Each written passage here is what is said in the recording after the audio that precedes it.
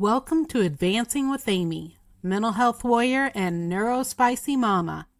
We're chatting with Marie Sennett today, an inspiring yogi and former civil rights attorney who transformed her demanding career life through the power of yoga, meditation, and mindful living.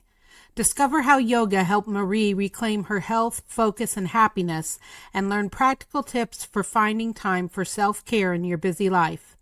Don't miss this enlightening conversation that just might get you to finally unroll that yoga mat in the corner.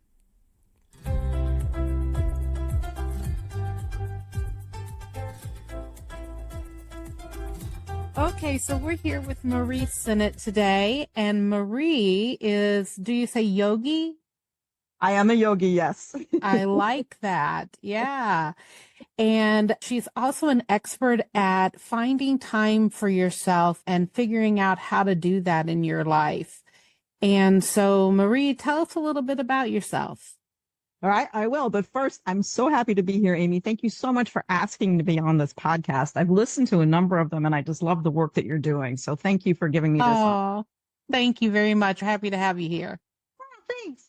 Thanks. So I was a very busy professional. I was a civil rights attorney who worked 60 hours a week and was running myself into the ground. So much so, my husband pulled me aside one day and said, you know that fancy, happy, healthy, exciting retirement we've been planning? Yeah, it's going to be doctor visits and doctor visits and doctor visits. So that kind of shook me up because I really wanted to play with this man and have fun with this man in retirement. And I realized I needed to do something. So I had found yoga in 1997, and I spent a lot of time doing yoga the first year that I had my mat. And then for the next decade or so, my mat pretty much was in the corner because I was working all these crazy hours. So I said to myself, let's pull out that mat. And I just would do 15 minutes of yoga and 5 minutes of meditation every day. And I found that I was making changes. I was calmer. I was more focused. I was a better lawyer, a much better wife and partner. And I was feeling good, healthy-wise. My blood pressure went down. I started losing weight, not so much because I was doing yoga, but because I was paying attention to what I was eating and when I was hungry and when I was thirsty. And I realized that this is something that we all just really need to do. We don't really have a choice because as much as I would love to send my body out to someone else to do the workout for me and then give it back, it doesn't work that way. I have to do it. And so I started figuring out how to carve out space and working with other people in terms of how to carve out space and enjoying the benefits of yoga. Wonderful. That sounds great. And I actually have a yoga mat that I got about 6 months ago, and it's been sitting in the corner of my living room. I haven't even unrolled it yet. Stuff for you, Amy. Yeah, so I need to get that out and try that out. I have always felt like I wasn't flexible enough and I've had lower back problems. So can people like me still do that? Absolutely. The thing I love best about yoga is it's a come as you are party. You just come in whatever shape your body's in. You do the poses to the best of your abilities and you will get a benefit. You'll become flexible. You'll find that your back doesn't hurt so much because it's going to be not just exercise, but supported because yoga is going to work your entire core. So it's going to work on the tummy and the back so that you don't have that back pain and that soreness. That sounds wonderful. And then it also sounds like from hearing you talk, it works on your mental health. Absolutely. Absolutely. It gives you that pause. It gives you that opportunity to relax and calm down. My favorite part of yoga actually is the meditation that you do at the end. And there is a theory for us yogis that you do the yoga so you can do the meditation. But I found myself thinking more clearly. My clients have been able to think clearer. They've been making better decisions. They have been just enjoying life more in the present, living in the moment, really. It's the best way to describe it. Is there a certain type of yoga that you do? I like hatha yoga because I don't like to rush through things in the flow. And I like a yin yoga where you hold a pose for 3 minutes, but I don't have time for that in my regular practice. I can understand that. Speaking of time, how do you find time to even fit in the yoga? Well, one of the things that we have to realize is there isn't a way of adding time. I really get frustrated when I hear personal trainers saying, well, just get up earlier. It's like, no, we can't do that. It just doesn't happen. So what I do is I have my clients just, and this is funny, like they're a busy person. I'm like, I'm going to give you one more thing to do, right? So I have them write down for a week everything that they do. And then we sit down and we analyze it. And it's like, okay, did you even have to do this that day? Could it have been done a different time, a different day? Maybe with a little more advanced planning, if you break down the pieces, you could spread stuff out and have more time that way. Is it something that you can delegate to somebody else? And we have that old myth that, like, if we're going to delegate something, we might as well do it ourselves because it takes just as long to explain it. It's a myth. It truly is. And also, delegating to somebody doesn't necessarily mean you're dumping on them because it gives them a chance to use a skill set that you're passing on to them. Because we're not going to delegate stuff that's junky, right? Right. That's a good point. Yeah. Yeah, I even take that into my work life. I like it when I get to learn something new. So if somebody will take the time to teach me something new, and then I have a whole new set of skills. Yeah. Yeah. And it's just a wonderful gift to give to somebody, and it frees up time for you. Another Yes. thing to look at is can you pay somebody else to do it? You know, I lived in Iowa and we had this huge lawn, and some people get really just zenned out mowing their lawn. Not me. I was stimulating the local economy and letting somebody else enjoy doing my lawn, so I had time to do something else. Yes, I do the same thing. Of course, when I do my lawn, I come back out with a big red nose and I'm all stuffed up, so I don't do the lawn. And I find that when I look at my schedule, I really do have some time that maybe I'm scrolling on my phone or watching a show or, doing something that I really could be doing something more productive and beneficial. Yeah, although sometimes you need that just scrolling on the phone and doing nothing and letting your brain rest. You True. know? But if you're doing it often, then you think about maybe I shouldn't have this piece for me. Right. And that's kind of what I focus on with my clients. And, it's interesting to see where people find time. The other thing that's very typical of us ladies is that we have all had that, I call it 1960s, 1950s, 1970s wife training, right? Where we have to take care of everyone and everything before we're allowed to take care of ourselves. And so one of the things that we start to learn is that we really can't take care of anybody else until we take care of ourselves. And then we have the energy and the desire to take care of people. Oh, yeah. Yeah, that's important. Definitely. And I was wondering, I was looking at your Facebook group Mhm. and I noticed you kind of focus on the retirement and living your best life after retirement. And a lot of my listeners are in that 50-year range mark, and we're looking towards retirement someday soon, hopefully. Mhm. So what would you say in planning for that? What is important?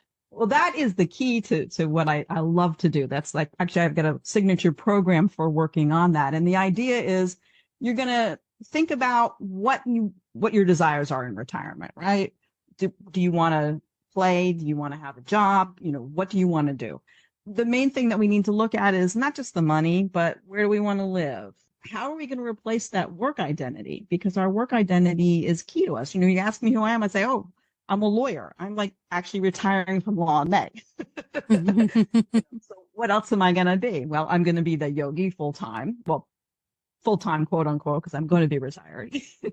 Yes. And also how are you going to find fulfillment? What skills do you have that can translate into something else? Do you want to mentor? Do you want to volunteer? Who do you want to volunteer with? Do you want to actually volunteer with people? Do you want to do it with a group? Do you want to do it one-on-one? Would you prefer animals because you've had enough people? Or would you prefer buildings and the historical society because you're kind of done with everything living, right? That makes sense. Yeah. I know my mom talked about going and being a Walmart greeter so she could just talk to people all day. Yeah, exactly.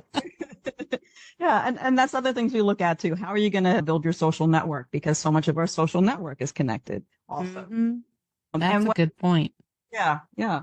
Because when you think about it, most of us meet our friends at work. Sometimes we meet our spouses at work. And what I Yes. do is grab folks, 5 years before they retire so that we can figure out what the dream retirement looks like and then actually come up with a plan through yoga and meditation to get your mind and body ready to live that dream as we do a deeper dive. Wow. Okay. Well, I'm definitely going to be following you on Facebook and see what I can learn. What would you say is the most interesting thing somebody has done in their retirement that you know of? One of my clients has decided that she wants to travel all over Canada and the US with her husband. And they did Europe when they were younger. So they're like, we're just going to go see things in the homeland that we haven't seen. So they live outside of Toronto and they bought this really nice RV. And what I loved best about it is when Jenny picked out the RV, she wanted one that was big enough that she could have her yoga mat inside for when it rained. Smart. Yes. Yeah, so Jemima is big enough for the mat, and Jemima is making a pilgrimage. Short trips right now because Jenny's not going to be fully retired until January. But that's what her plan is. I'm planning on actually going to be living in Europe for a year. Oh, nice. Yeah. My husband was a professor and then an administrator for colleges, so I have learned that one of the things you can do if you want to live somewhere else for a while is not necessarily a house swap, but if you're near colleges, then there's visiting professors who need housing. And sometimes you can rent your house out and go somewhere else. Well, I would have never thought of that. That's a great plan. So is your husband already retired? No, he's now a leadership consultant. He's left higher ed and is trying to rid the world of terrible bosses. Oh, that's a hard job. Good for him. It is. He sounds like a smart man. He led you down the right path Yeah, for he's taking care of your health. Yep. Yeah, That's great. I'm totally lucky. Great. And how often do you do yoga? Is it a daily thing, like several times a day or just once a day? I like to do my yoga routine in the morning. I try to do at least half an hour. The funny thing is, like, it's starting with the 15 minutes, my body started craving more. So why not give it more? But I've been told I actually glow when I've done yoga for a full hour. That's great. When you say your body was craving more, how did you know that? I was feeling like at the end of the 15 minutes, it was like, no, don't stop. Oh, And so I try to nice. do it every morning. Some mornings on the weekends, it's hard because I got this cute guy who, That's great. You still feel that way. That's wonderful. How long have you been married, you said? it'll be 35 years in August, which is hard to believe. Yeah, that's impressive. Very cool. Yeah. So if our listeners wanted to find you, where would they go?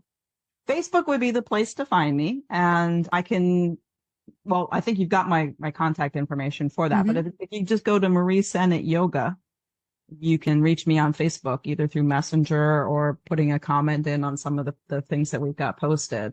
And if you want to join my group, it's the Fabulous 50s and Beyond, preparing for a fulfilling retirement. And the sub post is by taking care of you now. Yes, and I will put all that in the show notes so that everybody can see those links. So that'll be good. And if you wanted to leave somebody with something today, a thought or an idea, what would you want to leave everybody with? I think that I think my main point in terms of trying to do self-care for us is not so much leaning on ourselves, but treating ourselves like you would your best friend. We tend to be really hard on ourselves. And so when you start trying to work out or do something to take care of yourself, be kind. Like, if you miss a day, my brain would be like, oh, Marie, come on, what's wrong with you? You're supposed to be taking care of yourself. You missed a day. What's going on? If I was talking to my best friend, I'd be like, hey, Marie, you're on this journey and it takes steps and it takes time. And, so you didn't get to it today, but there's tomorrow and the day after that and the day after that. And, you'll get it. Yeah, I like that. All right. Well, is there anything that we didn't cover today that you want to go over? Well, one other thing in terms of when you set up your time is you Mhm. want to protect that time. And so you basically, if you're living with other people in the house, you let them know that this is the time that you are going to be using to take care of you, so that that is taken care of. But also, we have lots of people who want to have us do things like I work out in the morning, and a lot of my clients work out in the morning, and folks will be like, hey, why don't we go do this great thing tonight? And it may be something that you really don't want to do, and you're going to be out late, and it's going to interfere with your time in the morning. So I also have my clients make a list of 10 different ways to say no, so that they have them ready and handy. They can put them on their phones, post-it notes on their mirrors. And then that way, when someone says, hey, you want to go do this great thing, they can say things like, I'm really honored you asked, but I just don't have the bandwidth right now. That is good. And I actually also don't want to let you go without mentioning to everybody, I saw you had a freebie that you give people. Let me find it. Go ahead and tell me about that, would you? Sure. It's the 5 empowering secrets to taking time for you. And so it goes over the things we talked about, finding time for yourself, the time management, creating a routine. The other thing that I work with my clients on is finding an anchor for that routine. So one of my clients was her routine was she got up, she got dressed in the morning, she did her Sudoku, and as soon as she got done with her Sudoku, she put it down and did her yoga. It's something that she always does Sudoku. She can't stand the morning without it. And so that was her anchor. For me, it's my toothbrush. I'm never going to not brush my teeth. I hate the way that feels. So I brush my teeth last and then roll out my yoga mat, and there I go. I was just thinking, when am I going to find time to do yoga? Because I've been wanting to do it for a long time. And I've told some people that I'm going to do it, and I haven't done it yet. So I was thinking mornings are so rough for me. I have a hard time waking up in the morning. I have bipolar disorder and sleep is a big issue. So getting up is hard, but maybe the yoga would help me feel refreshed and wake up better. Well, you could do it there, or Amy, if sleep is an issue for you, yoga is actually a fantastic way to relax at the end of the day, shut down, and it's good for sleep. Okay, well, maybe I'll try that then. Put your mat in your bedroom and have it close to the bed, so when you're done, you can just kick it underneath and crawl in. Yeah, I think I'm going to commit that I'm going to try it tonight. Okay. I'm going to roll up that mat and try it. So you inspired me. And you're in the Facebook group, so you can let me know how it went. I will. Good. Hold me accountable. All right. Well, thank you so much, Marie. I really enjoyed talking to you. I enjoyed our time together. Thank you so much, Amy. Thank you. I hope you have a great weekend. Thanks, you too. What a fantastic discussion with Marie today. Her insights on integrating yoga into our hectic lives and preparing for a fulfilling retirement were incredibly valuable. If you're ready to start your journey towards better self-care and retirement planning, be sure to check out Marie's Facebook group, Fabulous 50s and Beyond, Preparing for a Fulfilling Retirement. And she has provided a valuable freebie for our listeners today. You can find the links in our show notes. And of course, if you enjoyed today's episode, don't forget to subscribe and follow Advancing with Amy, Mental Health Warrior, and Neurospicy Mama. Stay tuned for more inspiring conversations. Until next time, keep advancing, warriors.